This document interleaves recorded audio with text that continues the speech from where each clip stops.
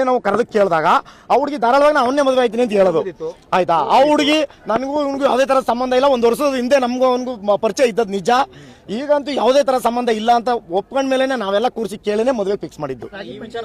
ಎಲ್ಲ ಏನು ಹಣ ಕೇಳ ಆತರ ಏನು ಇಲ್ಲ, ರಾಜಿ ಪಂಚಾಯತಿ ಎಲ್ಲ ಆಗಿತ್ತು. ನನ್ನ ಹೆಸರು ಮಾದೇಶ್ ಅಂತ.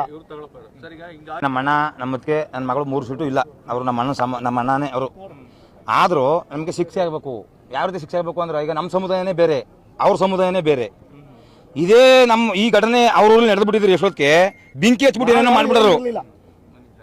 ನಮಗೆ ಮಾನವೀಯತೆ ಇದೆ, ಅದಕ್ಕೋಸ್ಕರವಾಗಿ ನಾವು ಇನ್ನೂ ತಾಳ್ಮೇಲೆ ಇದ್ದೀವಿ. ಅಂದ್ರೆ ಅವನ್ನ ಅರೆಸ್ಟ್ ಮಾಡಂಗ ಸರ್ ನಮ್ಮ ಬಾಡಿ ಬಿಡಲ್ಲ, ಯಾವುದೇ ಕಾರಣಕ್ಕೂ ಬಾಡಿ ಅಂತೂ ಬಿಡಲ್ಲ ಎಚ್ಚಕ. ಇದು ಸತ್ಯ. ಇದು ಇನ್ಫ್ಲೂಯೆನ್ಸ್ ಇರ್ಬೋದು, ಏನೋ ಮತ್ತೊಂದು ಇರ್ಬೋದು ಸರ್, ಅದು ನಮ್ಗೆ ಬೇಡದ ವಿಚಾರ ಸರ್. ಹೇಳ್ಕೊಂಡಿದ್ರೆ ಸರ್, ಅದು ಈ ಸಮಸ್ಯೆನೇ ಬರ್ತಿರಲ್ಲ ಸರ್. ನಾವೆಲ್ಲ ನೆನ್ನೆ ಕುಂತ್ಕೊಂಡು ಬಗೆಹರಿಸ್ಬಿಡಮು. ಹೇಳ್ಕೊಂಡೇ ಇಲ್ಲ ಅವರು. ಅವ್ರು ನೋವು ನುಂಗ್ಕೊಂಡು ಅವ್ರೆ. ಇನ್ನೊಂದು ನನ್ನ ಮಗಳು ಆ ರೀತಿ ಆತ್ಮಹತ್ಯೆ, ಈಗ ಅವನೊಂದು ಹೋಗ್ಬೇಕಾಗಿದ್ರೆ ಸರ್, ಅದಕ್ಕೆ ಇತರ ಆತ್ಮಹತ್ಯೆ ಏನ್ ಮಾಡ್ಕೋಬೇಕು, ಹೊಂಟೋಗ್ಬೋದಾಗಿತ್ತು. ಅಲ್ಲಿ ಹೋಗ್ಬೋದಾಯ್ತಲ್ಲ ಸರ್. ಅವಳೇ ಆತ್ಮಹತ್ಯೆ ಮಾಡ್ಕೋಬೇಕು. ನಿಮ್ಮ ಬಲವಂತವಾಗಿ ಅವಳು ಅವ್ರ ಫೋಟೋನ ಎಲ್ಲೋ ತಗೊಂಡು ಬಲಹೀನವಾಗಿ ಮಾಡಿರೋಂತ ಕೆಲಸ ಇದು ಸರ್. ಊರಲ್ಲೇ ಮಾಮೂಲಿ ಕಾಮನ್ ಆಗಿತ್ತು ಸರ್, ಅಂತದೇನೋ ಆತರ ಇಲ್ಲ ಸರ್. ಅವನು ಆತರ ಏನು ಇಲ್ಲ ಸರ್. ಏನೋ ಸ್ಟೇಷನ್ ಅಲ್ಲಿ ಏನೋ ಒಂದು ಕೇಸ್ ಇತ್ತು ಅಂತ ಯಾರೋ ನಮ್ಗೆ ಮಾಹಿತಿ ಹೇಳಿದ್ರು ಅಷ್ಟೇ. ಅದ್ ಬಿಟ್ರೆ ಇನ್ನೇನು ಇಲ್ಲ ಸರ್.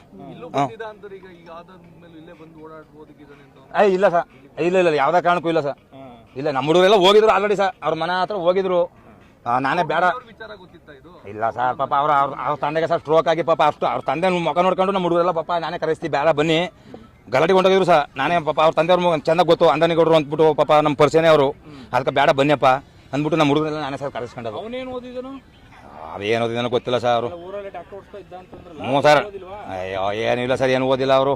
ಮಾಮೂಲಿ ಏನು ಒಂದು SLC ಓದಿದಾನೆ, ಏನೋ ಗೊತ್ತಿಲ್ಲ. ಅದು ವಿದ್ಯಾಭ್ಯಾಸ ಗೊತ್ತಿಲ್ಲ. ಚೆನ್ನಾಗೇ ಮಾತಾಡ್ತಿದ್ದೆ ಸರ್, ಚೆನ್ನಾಗೇ ಇದ್ನಲ್ಲ, ಏನು ಹೇಳ್ಕೊಂಡಿಲ್ಲ, ಚೆನ್ನಾಗಿದ್. ನಾವು ಎಂಗೇಜ್ಮೆಂಟ್ ಎಲ್ಲ ಅವನು ಬಂದ, ಅವನೇ ಬಡಿಸಿ ಅವನ ಮೇಲೆ ಚೆನ್ನಾಗೇ ಇದು ಮಾಡಿದ್ವು. ಇಷ್ಟೆಲ್ಲ ಆಗೋಯ್ತು ನೋಡ್ರಿ. ಇವತ್ತು ಎಲ್ಲ ಚೆನ್ನಾಗಿದ್ದಿದ್ರೆ ನಾಳೆ ಇದ್ದು ಮದುವೆ ಆಯ್ತಿತ್ತು. ಹೌದು ಸರ್. ಮದುವೆ ಮನೆ ಹೋಗಿ ಸ್ಮಶಾನದ ಮನೆ ಆಗೋಯ್ತು. ಹೌದು ಸರ್. ಹೆಂಗ ಅನಿಸ್ತದೆ ಇದು ನೋಡ್ರಿ?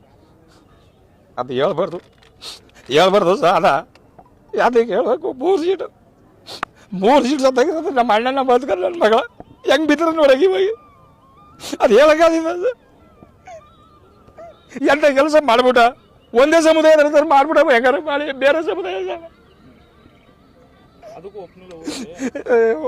ಹೇಳಿಲ್ಲ ಸರ್. ಏನಾದ್ರು ಮಾಡ್ಬೋದಾಗಿತ್ತು ಸರ್. ರಾಜಿ ಪಂಚಾಯತಿ ಏನು ಹೇಳ್ಕೊಳ್ಳಿಲ್ಲ. ಮಾನಿಷ್ಟ 3 ಸೀಟು ಬಂದ್ವ, ಭಾಳ ಹಳ್ಳಿ ಮಾಡ್ಕೊಂಡ್ರ ಸುಂದರ ಆಯ್ತ ಸರ್.